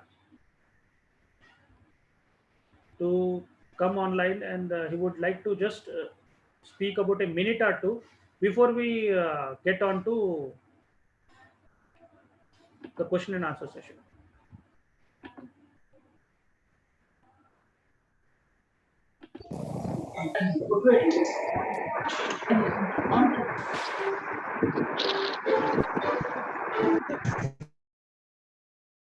Everyone to unmute themselves, so you can unmute yourself whenever you want to talk. Okay. And Prasad, can you come online? Yeah, I'm there. Yeah. Yeah. Good afternoon, everybody. And this is Prasad. Basically, I'm a technical analyst from last 20 years, like Rajesh said. So according to me, fundamental and technical analysis both are very important, because fundamental analysis is all about knowing the business, and technical analysis is how to do this business. So you know one stock, you may think that that is a good stock to pick up, but where to pick up, where to book profits, where to exit if your prediction is wrong. That is again decided by the technical analysis. In a simple this thing, I can say it's a price behavior study. That means like what people are doing behind the market. The study of that, it's nothing but technical analysis. So we all know the fundamentals, but people don't buy, that stock will not go up. So the problem is that, like, what people are doing behind the market, and what at what prices they are buying, at what prices they are selling, understanding that, and measuring our trades in such a way that they are profitable, and minimizing our losses whenever we lose, and maximizing our profits. That particular subject is called technical analysis. And then we might have trained more than 1,000 people so far in this subject. And then now, for the on the request of so many traders who are at home, we are planning for a webinar series also, first time. So that is what our learn to earn program Rajesh is talking about. I certainly welcome, because it's a wonderful knowledge that you can gain.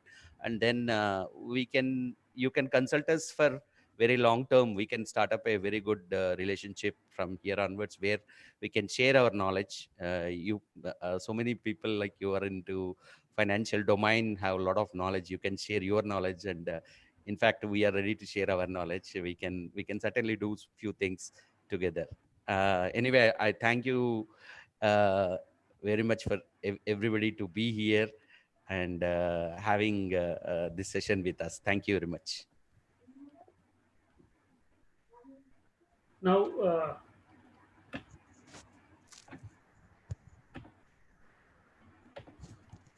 so as I told, the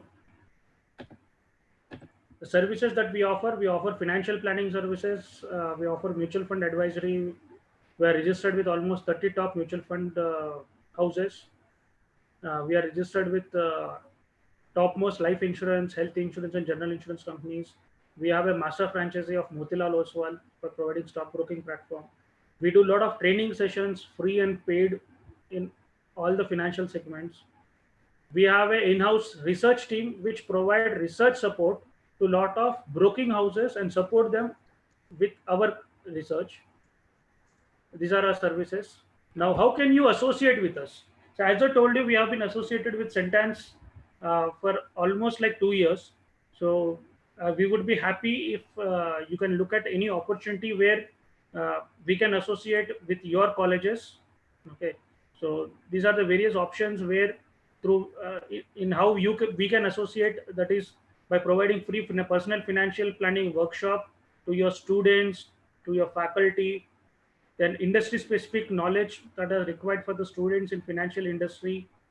We can also conduct a specific dedicated stock market workshop, both in fundamental and technical analysis for your students or your faculty. We can conduct sales skills workshop. This is a soft skills workshop, which we normally conduct for people who want to get into sales profile. So all your MBA students who want to get into sales or marketing profile, they can get the benefit of it. Or we can even work out for any customized training which is required in the fields of insurance, mutual fund, or stock markets. So we are open for association in various manners. These are the few glimpses of our seminars that we have done. If you can see in the center bottom, the girls you are seeing are the girls from Sentence Malapur College. That is a training room in our office. We have an in-house training room. So they showing the certificates of their fundamental and technical analysis sessions. So these are the few corporate sessions. The center photo is our last Learn to Earn program, which we did. So earlier, as I told, we charge about 12,500 per module when we do physically, because we do it at a very high scale and in an hotel and all. But since we are now doing it, we are offering it at almost 75% discount. So this is a very good opportunity that you guys can avail. This is a testimonial which we have received from one of the corporates. So any questions, you can please reach me out on my WhatsApp number, that is 97040302, and my email ID, rajesh@wealthtreegroup.in. Okay. Please submit, please, you will be getting an email with the feedback form. So we request you to kindly submit the feedback. You can also submit your reviews on our YouTube channel, on our WhatsApp page, on our Facebook page. Everywhere we are available in the name of Wealth Tree Group. Okay, so this is basically me and my partner Prasad. These are our numbers. So we are available to anyone if they require, whether they are our clients or not. You can always consult us for any of your advice, any help you require. So I would just leave the floor now for any of the questions. So anyone, if you want to ask any question, please unmute yourself, announce your name and the college from which you are, and then you can ask us the... Sir, this is Dr. Anupama. I have a doubt, sir. Can you hear me? Yeah, I can hear you. I am from Bhadrika Institution. You said when the operation activities go down, there will be less sales, but people will be, in the post-COVID scenario, people will be saving more than spending. This is the point you told. Yeah. So whether saving, if they increase the saving, whether it is beneficial to the society, because saving always accumulates and the government can put it to other uses also. So how do we understand that point, or how can you explain that? Madam, if you currently look at Japanese economy, okay, Japanese are the people who are known for very high saving rates. Okay. Now the government is encouraging them or incentivizing them to spend, because any economy runs only when people spend. So it's a cycle. So when I'm spending, I'm going and buying a product. So when I'm buying a product, the company which has manufactured the product is going to get benefited. All the distributor channel in that entire product distribution cycle, they are going to get benefited. The people who are working in that company will get benefited. Okay. So it's an ongoing cycle. So any economy runs only when there is a consumption. Okay. First thing. Second, if there is not consumption, that is, if there is no local consumption, then there has to be exports. So if you see Indian economy and Chinese economy, Indian economy is primarily domestic consumption based. So most of the Indian companies are driven by the local consumption. That is the Indians who are buying their products vis-a-vis China. Now China, the domestic consumption is very low. They're highly dependent on exports. Now again, exports are dependent on consumption from some other country. That is US or European people who are buying these products. So the entire economic cycle runs only when people spend. That is one way. Yes, investment, in a way, investment gives a positive effect in a very long term, because if people are investing, Now it is again determines on what kind of avenues people are investing. If people are investing into gold, how economy is going to get benefited? No, the gold will lie in their lockers. If Sir, people are going to, sir, investment is with a specific purpose. The investor will have a specific purpose with which they. But you said here, savings will increase than spending. I'm talking about the savings, sir. Savings will directly go to the government, right? So need not. No, that is what I'm saying. The savings will in turn, what will happen? People will save. They will either keep it into fixed deposit. yeah. Okay, so if you are coming from a perspective that the savings people would be keeping in the fixed deposit, in turn the banks would be lending to the government, or the money would go into the hands of the government. Okay. Oh. Now at the end of the day, people Or invest. at the end of the day, the same saving may come back to another borrower. We are saving, and the other borrower will be taking, and this bank will be earning it. So there is a cycle going on for the money, even if they are not spending and saving. That's what I'm asking. Yeah. So banks, if you see last 2 quarters, no, they have reduced their lending. Banks themselves are investing now with RBI. Though RBI is reducing the repo rates, banks savings with RBI has been increasing because there is a lot of credit risk that is involved. So banks are also hesitating in investing into or giving loans, extending loans, because if people are defaulting, companies are not going to run, then where? So it is entire. See, thing is, economy runs when people spend. Savings flow to the economy only when it is invested into equities. So when people are investing into equities or people are investing into mutual funds, then the money flows back into the economy. But if people are investing into gold or people who are saving into real estate, that is the, not good. the money doesn't come into the economy. So it all depends on where people are going to save and invest. My question was from bank side and mutual fund side only, sir. Thank you, sir. I got the answer. Thank you. Yeah. Thank you.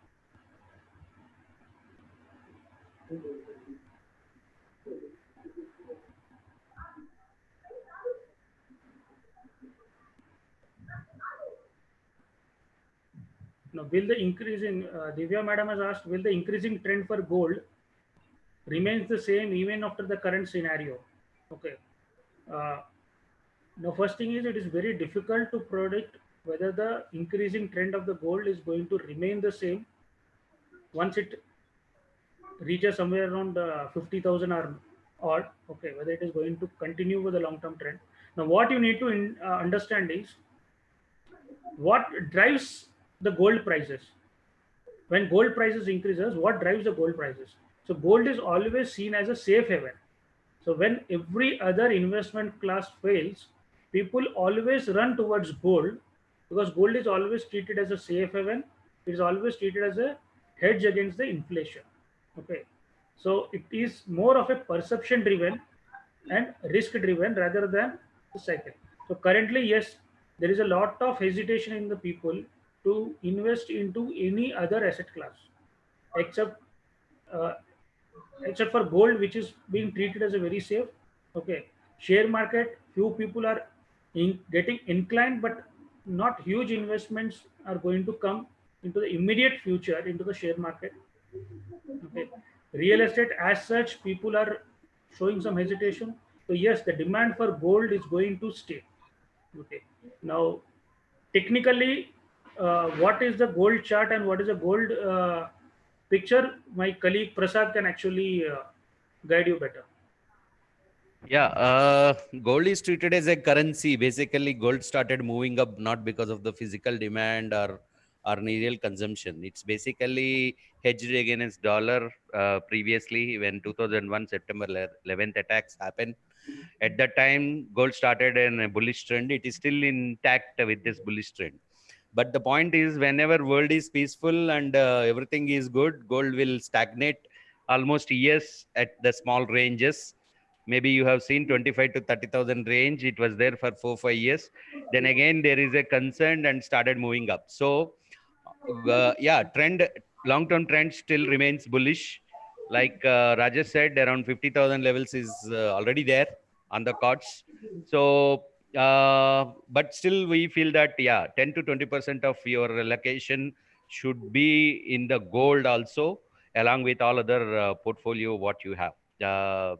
And personalized technical advice on gold, yeah, certainly we can give in our technical analysis session, and as well as even you can ping us on WhatsApp. We can send you the detailed report on gold. That's not at all a problem. Thank you. Okay, as I told you, in the end, I would be telling you few companies or a few stocks which you can pick up for your analysis, especially with the long-term views. Okay, so you can note it down, please.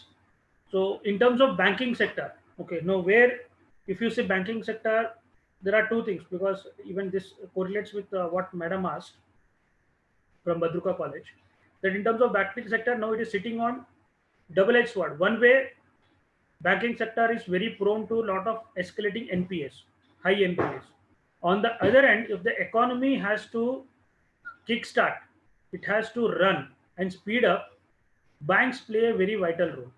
So unless banks spending increases, banks lending increases, economy is not going to get back on its foot. Okay. So as I said, it's sitting on a double-edged sword. So don't know which way the banks will be taking, but at the end of that, ultimately they have no choice except for lending. So in this scenario, what you can do is analyze banking companies which have been known for very strong credit controls.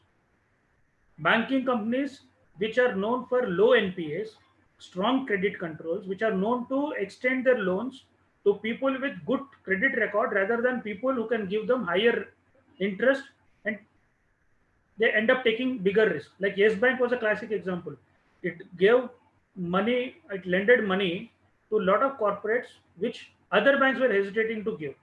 And just because it was getting 16 to 18% of interest from those companies. Okay. Now there are two banks which you can uh, look to further analyze.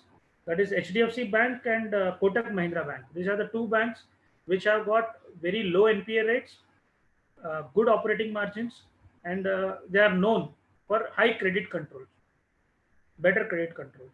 Okay. Then FMCG companies you can look at. You can look at FMCG companies because FMCG companies are going to be one of the less impacted companies. So your FMCG companies like ITC is there, Godrej Consumer is there, your Agrotech is there. So these are the companies which you can start look at. You can analyze further and then pick up which company is better to invest. Okay. Then healthcare. So healthcare, there are like companies are there. Like you can look at Balaji Amines, you can look at Divi's Laboratories, Dr. Reddy's.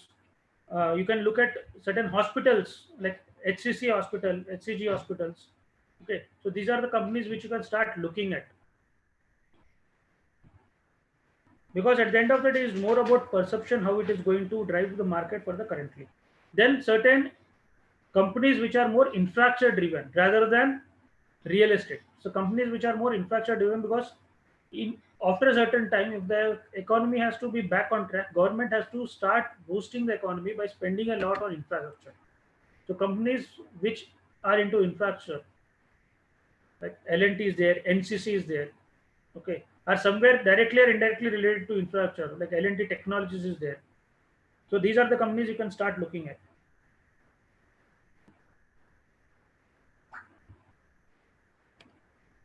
Yeah, pharmacy is there. I think laboratory, Dr. Lal Path Lab, Path Laboratories you can look at. So these are the companies which you can start looking at. Okay. Any further questions?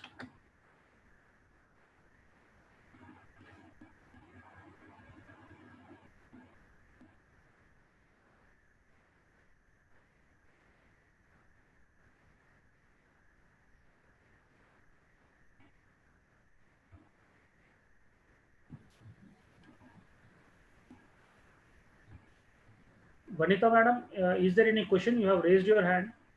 If you have any query, please unmute yourself.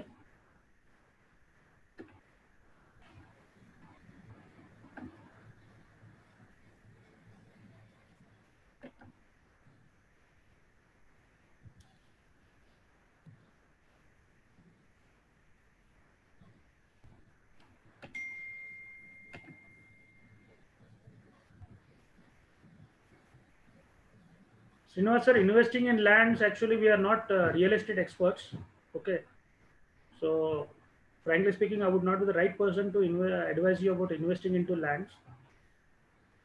But yes, I can give you my personal view that currently, if you ask me, investing into lands is something I would suggest you to avoid personally, because land is more speculative in nature rather than uh, driven by natural appreciation, by fundamental appreciation. So because if you go for plots or anything, there is a lot of speculative element.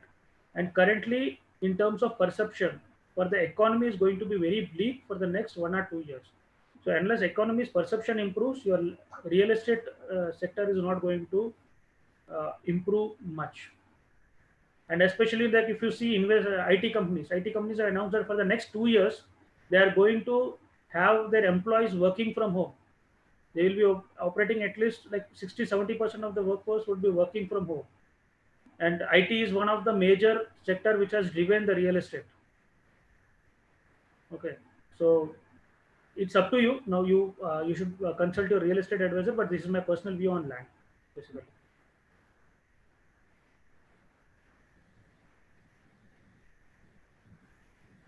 Prasad, there is one question for you from Mr. Murli.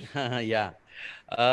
Upper circuit and lower circuit is basically basing on the volatility of the stock. Exchanges decide certain price band for every stock. So if it breaks that band, exchange will stop trading on that particular stock, because it is basically basing on the volatility it is calculated. So in the terminal itself, you can see what is the limit for every stock, upper circuit and lower circuit. So again, if the trend is the same, tomorrow again market can open up or open down in the same direction. Generally, if it is an upper circuit or a down circuit, uh, so it is also like meant a lot of buyers are there accumulated. Tomorrow again market can open up. Or if it lower circuit, a lot of sellers are there who want to sell the stock. Tomorrow it will come down. So you can see that actually the levels in the terminal whenever you trade any stock. And commodities, which commodity will be bullish? Basically, precious metals are bullish, like only gold as of now. Crude is bearish because of the nobody are consuming crude, and recently that is also quite speculative commodity. Base metals are also in the consolidation. See, when it comes to the direction of the market, there are only three things: one is bullish, and one is bearish, and one is consolidation. After every phase of bullish and bearish phase, there will be a consolidation. So most of the commodities, base metals, and except gold, I can say all other commodities are in a consolidation phase as of now. Crude is in a bearish mode, but it also came up little bit because of some actions taken by some countries. But now it is also into consolidation right now.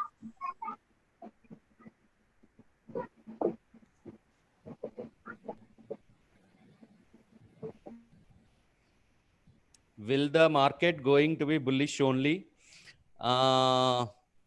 So see, basically, like if you see all other falls previously, what are all happened in 2008 and before that, market fallen and again given almost 70 to 80% correction upside, pullback, and again fallen. So the ground reality is that like still there is a lot of panic and a lot of fundamentals need to be discounted in the market. Because of this Fed and RBI and other banks, world banks, doing some kinds of measures, there is a hope that economy will immediately recover, but we don't expect any V-shaped recovery. Market is going to consolidate for a long time, maybe in a year's time. And the best way to trade in this market is pick up the right stock. So in spite of index and other markets are falling, if it is a good stock and it has got the value, it is tend to go up. Again, is the direction of the market. So it is all about like how you pick up the good stocks. If you want me to share some of the information, last 2 months, March and April, we posted our best performance in our research. In fact, we posted better returns than the previous months. So it's all about like finding the direction, and we have given almost 90 cash calls. That means 90 stocks calls we have given in buying side, but still made very good profits. So it is all about like how you read the markets, how you follow them, and then how identify the right opportunities which are existing in the market. Yeah. In any condition of the market, you can make money if you become an expert. That's what I mean to say. Now, there is one last poll that I have launched just now, that after attending this session and after hearing so much, I just want to know that, do you believe it's worth to put efforts in learning how to invest your hard-earned money rather than trying to play safe by putting into fixed assets, or giving to your investment advisor, or like putting into mutual funds? Okay. Can I expect some quick responses onto that? That whether you will love to learn, put your efforts on investing and earning money, or play safe by putting into FD, or put into mutual funds, or go with your investment advisor advice.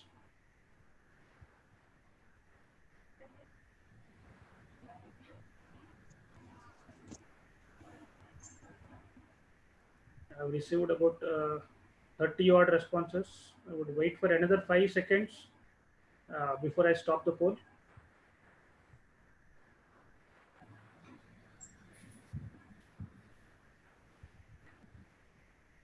Okay, thank you. I'm just ending the poll to publish the result.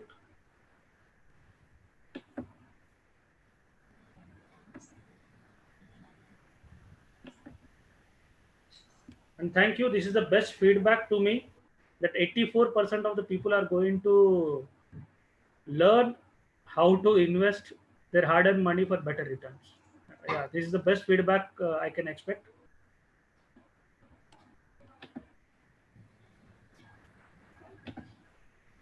So there was one question whether what is the right way to invest, whether to go. Yeah, Mr. Jay Prakash asked that in present scenario whether I should invest directly into equity or should I go for SIP. Sir, at any given point of time, if you can put efforts to learn and monitor your investment, direct equity is no doubt the best option. But if you feel ki, okay, currently it may not be possible for you to evaluate so many companies or learn how to do it, then yes, going for SIP would be a better option. So SIP is always for people who either are not willing to put efforts, or though they are willing, they are not in a position to put efforts to learn. And by the way, if someone says that I'm not in a position to put efforts, I don't buy it, because all that you need to do is spend just 30 to 45 minutes every day in reading books, gaining knowledge, evaluating companies on daily basis, on investing. So if you do this in a disciplined manner, daily 30 to 45 minutes every day, that itself would be enough for you to become a learned investor in the next 1 year. Yes, it's a long-term process. Investing is a long-term process. Learning to invest is a long-term process. And people who have started learning and investing, maybe in the first year, they may not give a very good results. So it's again about people who don't want immediate gratification. That is, they are fine not having immediate results, but they have patience to learn, patience to wait for long-term results. Yeah, I would like to answer one question raised by Murali Garu, KVV Murali Garu. We can assume as it is a gambling by few traders. No, sir. Without stock markets, there is no function of investments towards economy. So it's not a gambling, but basically anything you do without learning that becomes a gambling.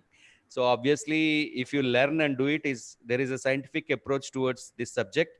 And then, yes, it's one of the best thing. I'm an engineer, basically, by profession. Once upon a time, worked as a sales manager in Kirloskar Group. But I taken up this because I saw a lot of value in this business. Then became an analyst and all after some time. So it's not a gambling, sir, because basically it's a business. and how to do this business, you need to learn. Yeah. Sir, one thing, sir, I'm personally an investor. I've never traded into stock market till date, not even one time. But I love traders. I really love traders. And do you know why? One of the basic function or one of the basic essential of a stock market is liquidity. That is, you can buy or sell a share as and when you want. And if everyone in the stock market is a long-term investor, this essential element of liquidity would be completely missing out from the stock market and the entire mechanism will collapse.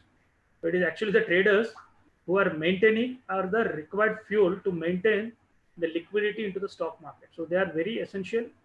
Yes, gambling, people who either don't know technical analysis or people who don't know either fundamental analysis, and they just jump into the share market thinking with an intention to make some quick money. Yes, they are gambling, and people who gamble into the share market have never made any money. In fact, no gambler can make money into any, whether it is cricket gambling, share market, horse racing, any kind of gambling. Okay. So, do we have any more questions or can we end the session now?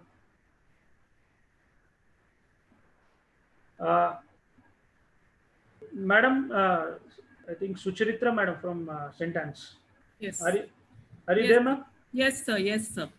Ma'am, can you come online, switch on your video? Yes, sir. I'm online. Can you hear me? Yeah. Yeah. So a very good afternoon. And I'm Professor Sucharita, Head Department of Business Management. At the outset, first, I would like to thank Mr. Rajesh Jain for the very insightful and interactive session.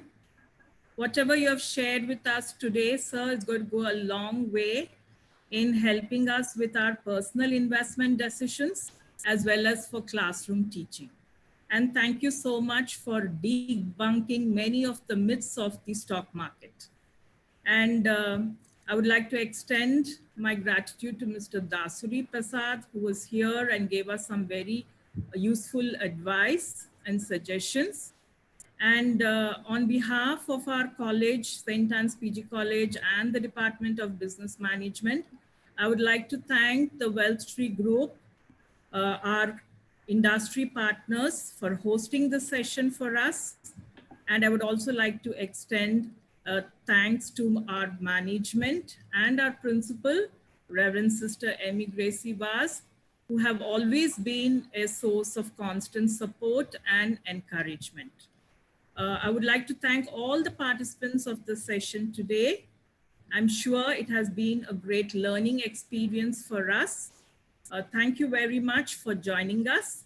And I would request Mr. Jain to please post the link in the chat box so that they could fill in the feedback forms, and it would also help us to send them their certificates.